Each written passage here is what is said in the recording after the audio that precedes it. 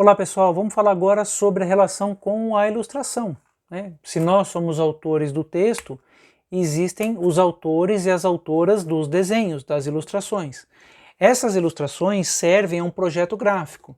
Então, por isso que eu falei no outro vídeo, não adianta você mostrar um projeto para uma editora já com a ilustração, porque se o projeto gráfico do livro pretendido para aquela editora já tem um projeto gráfico, esse formato de ilustração pode não caber.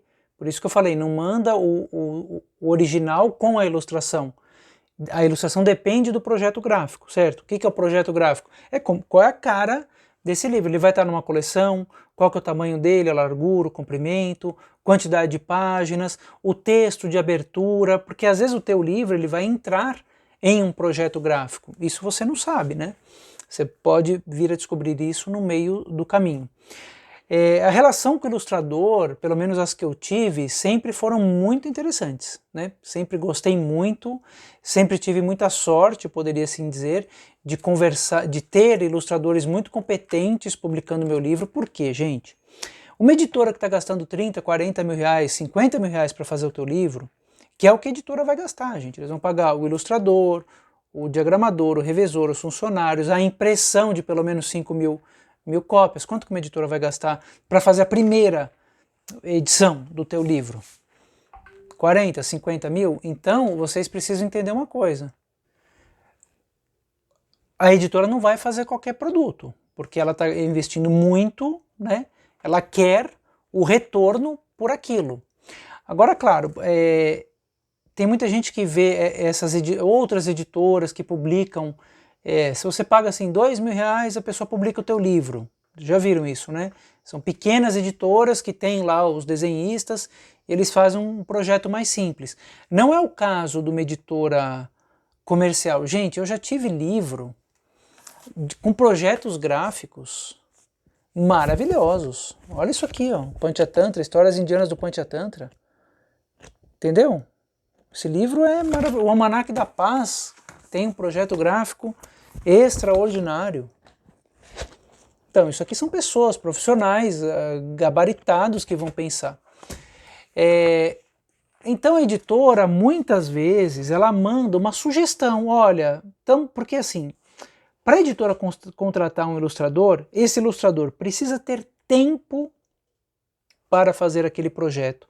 Então, se a editora precisa fazer esse livro entre abril e junho, por exemplo, ela precisa encontrar um ilustrador que esteja disponível entre abril e junho. Porque se esse ilustrador só for estar disponível em agosto, esse ilustrador não serve para esse projeto. Então, são coisas que fogem do teu controle, você concorda comigo? A editora precisa 2 meses, né, para o cara fazer a ilustração.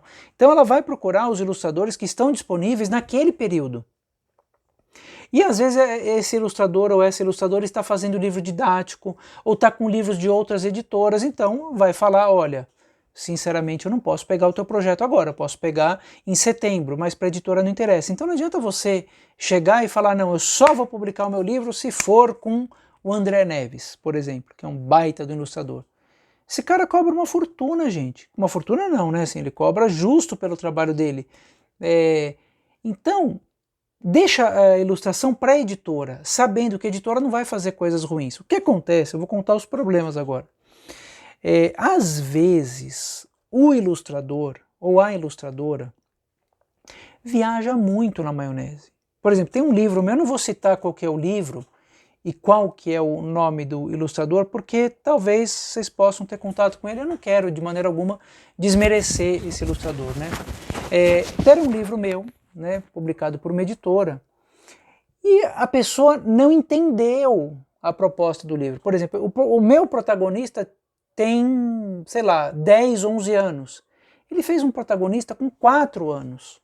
Falei, gente, sabe quando ele fez o menino... Porque qual que é a diferença do personagem? Se vocês olharem, o personagem infantil, ele é mais baixinho, gordinho, né, cara mais redondinha. Ele vai crescendo, ele vai afinando. Para você mostrar que o personagem é pré-adolescente, você já coloca seios na menina, por exemplo. Então é isso que identifica a idade do personagem. Só que ele fez uma coisa tão primária. E o pessoal da editora não entendeu, não sacou. A Aí eu gravei e falei, gente, eu não vou nem responder por e-mail. Eu gravei alguns áudios e mandei, olha, na página 12 aqui, isso não pode acontecer, porque o personagem é assim, assim, assado. Então eu dei uma série de observações. O que aconteceu? A editora marcou uma reunião comigo, isso foi antes da pandemia, me pediu desculpas, porque eles não tinham visto, eles estavam muito ocupados, tinham pago para esse ilustrador, sei lá quanto, cancelaram e fizeram com outro. Olha só, isso aconteceu comigo. Não vou citar a editora nem quem que é, porque não vale a pena. E eu não falei assim, não quero com esse ilustrador. Porque assim, eu já tinha aprovado o ilustrador. A editora me manda algumas possibilidades, olha, estamos pensando em fazer com esse. Topa, você acha legal? Por exemplo, agora o outro livro que eu estou fazendo, eles me mandaram, vamos fazer com, por exemplo, um outro livro que eu estou fazendo aqui, pela Moderna, eu tenho o Almanaque da Paz que foi feito por 2 ilustradores, o Thiago Lopes e a Larissa Ribeiro, são 2 ilustradores. Ela me mandou o link do Thiago Ribeiro, um tipo de traço que ele ia fazer. Eu falei, não, eu não gostei desse traço, eu gostei mais desse. Então eu fui no Instagram dele, falei, essa foto é legal, essa imagem é legal, e aí eu topo, vamos fazer com ele. Mas isso foi conversado antes.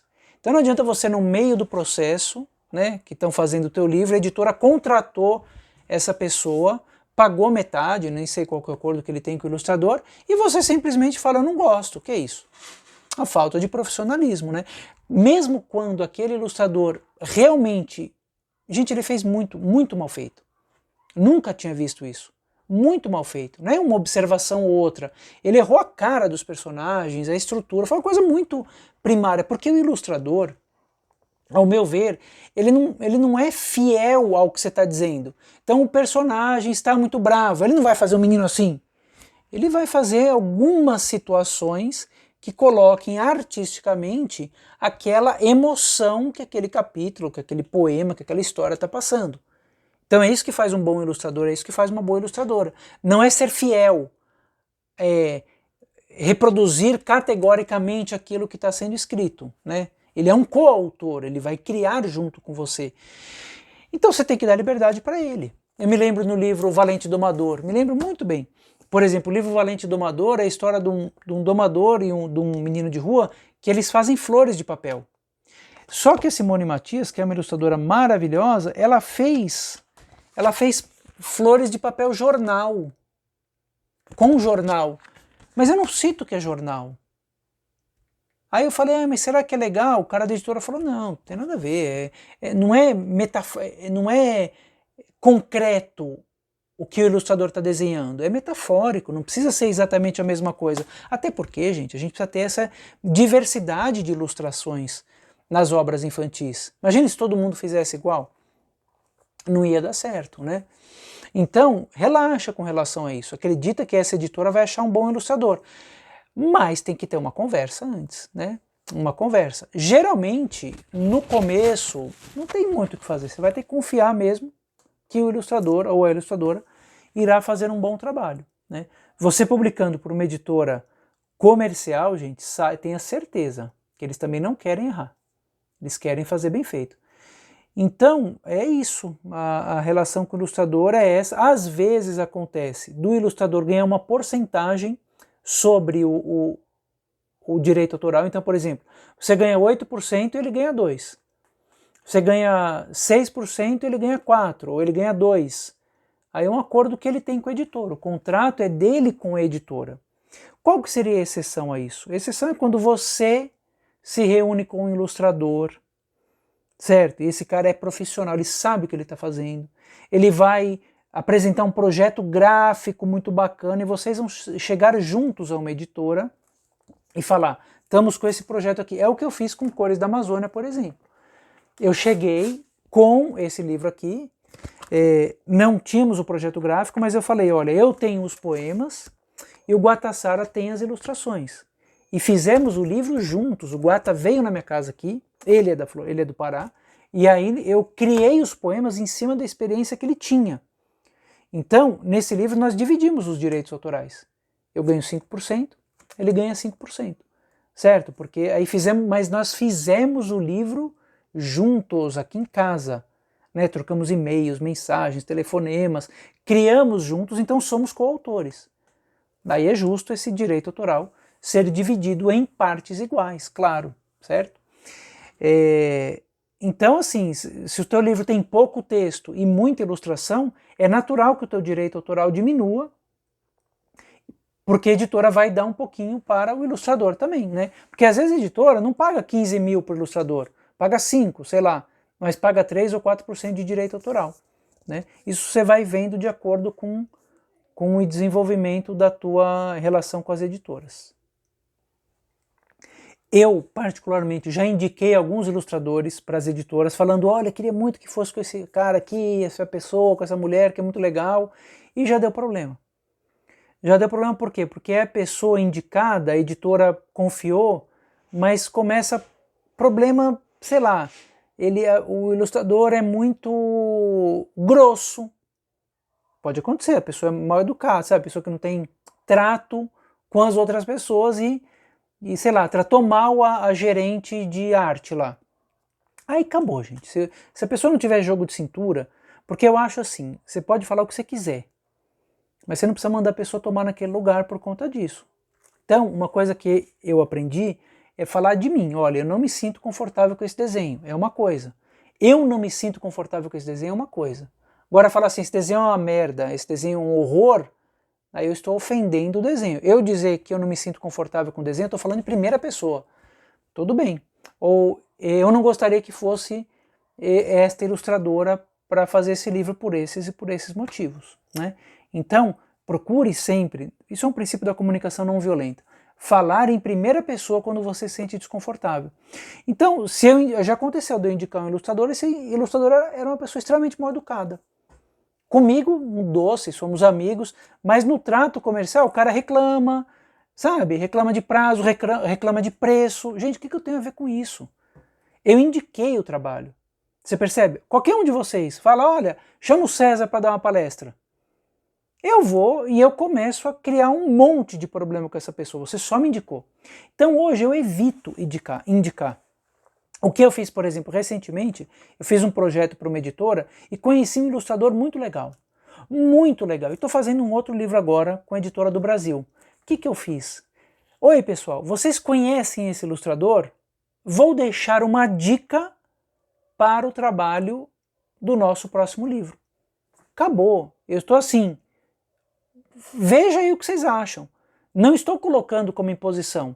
Até porque a editora pode encontrar um ilustrador muito mais capacitado, ou um ilustrador que para esse projeto vai agregar muito mais, ou algum ilustrador que aceite o preço que a editora quer pagar, que aceite os termos do contrato e o prazo que a editora quer. São coisas que não competem a mim.